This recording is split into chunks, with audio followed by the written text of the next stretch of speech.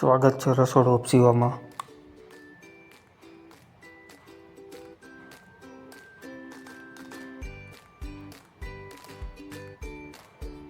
પહેલાં તો 2 ગ્લાસ જેટલું પાણી ગરમ કરવા મૂકી દેવાનું। પાણી ઉકળી જાય તેમાં 1 મુઠ્ઠી મગફળીના દાણા નાખી દેવાના। એને 15 થી 20 મિનિટ માટે પલાળવા દેવા, તેનાથી દાળનો કલર બગડે નહીં। હવે 1 વાટકો તુવેર દાળ છે તેને 2-3 પાણીથી બરાબર ધોઈ લેવી।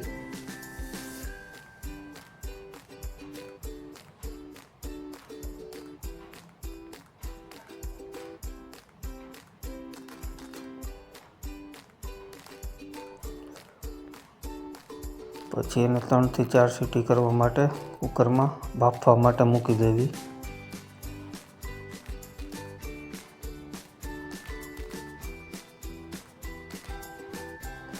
પછી 1 નંગ ટમેટું છે તેને ઝીણું ઝીણું કટ કરી લેવું।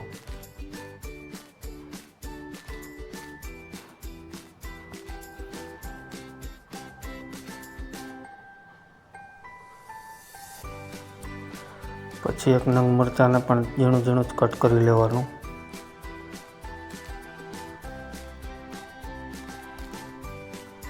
એક ઇંચ જેટલો આદુનો કટકો છે તેને ખમણી લેવાનું। આ રેસીપી 6 થી 7 વ્યક્તિને થઈ જાય તેટલી દાળની છે।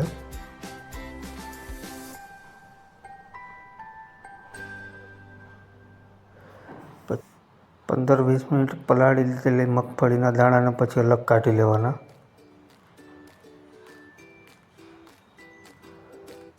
ત્યાર પછી વઘાર માટે અડધી ચમચી રાઈ, અડધી ચમચી આખું જીરું, લાલ સૂકેલ મરચાં, બાદિયા, તેજપત્તા અને તજ,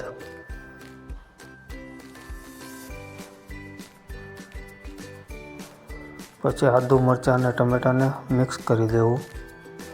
તેના ઉપર અડધાની અડધી ચમચી લાલ મરચું પાવડર, 1 ચમચી હળદર, અડધાની અડધી ચમચી ગરમ મસાલો, અડધી ચમચી હિંગ અને મીઠો લીમડો, પછી થોડું 2 ચમચી જેટલું તેલ ગરમ કરવા મૂકી દેવાનું।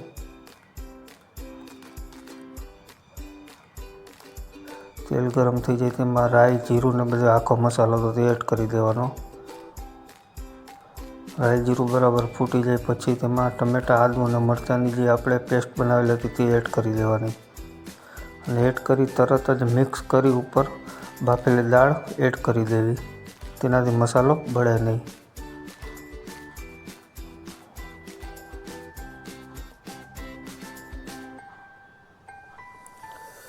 પછી થોડી ઘટ લાગે તો થોડુંક પાણી એડ કરી દેવું।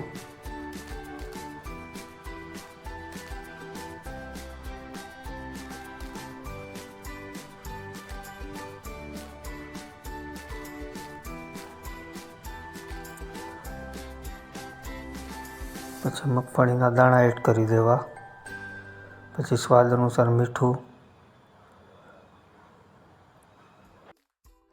પછી 2 નંગ લીંબુનો રસ અને 4 થી 5 ચમચી જેટલી ખાંડ, પછી ઉપરથી થોડીક ધાણા ભાજી એડ કરી પછી એકદમ મીડિયમ તાપ કરી 10 થી 12 મિનિટ માટે ધીમા તાપે જ પાકવા દેવાની।